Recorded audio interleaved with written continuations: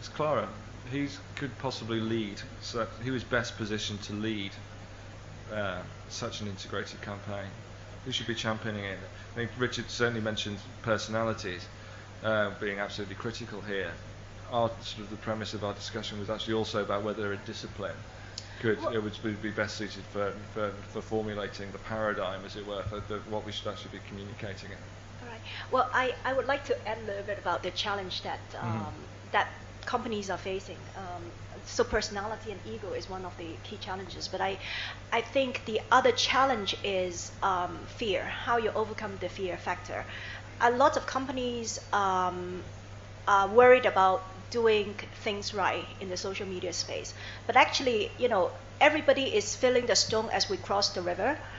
So if we believe that getting into the digital world is the right thing to do, you've got to have the bravery and the boldness to be experimental as you cross the river. So I think a lot of companies are being held back because they are trying to do things right rather than doing the right thing. So I think that's an important distinction. As far as who is in the best position to lead, I believe there are different roles that could be played by different specialist consultancy. And as Richard pointed out, it's an area where there is a lot of growth and opportunities, and it's very exciting. If we look at the digital space specifically, there are three areas: the owned space, the bought space, and then the earned area. So advertising traditionally is in the bought area, and advertising, PR is about earning your reputation, earning the recognition from the market. And then the whole part about your own space, like your own site, etc., how you attract people to come to your space, is an area where everybody could play a role. So I would say in areas where it's about earning the followers, PR would have an edge over the others, because we've been influencing influencers and stakeholders all along, and in particular in the crisis area, we have a strong edge over the other discipline. However, in the owned as well as the board space, that's a wide open space for competition across different disciplines. And whoever is running faster and be able to really understand, my earlier point about, the whole marketing mix has moved from 4P to 4Es. If you are able to master that 4E, is the company that is ultimately going to win in that race.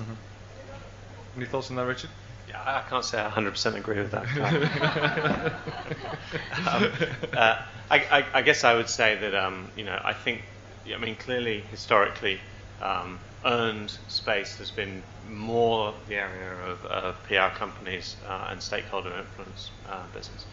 I think what we're going to call advertising agencies at the moment, although I think it's a term that's should be used loosely, are very much in the business of earned media these days, as are what I would call media agencies, increasingly in the business of earned media.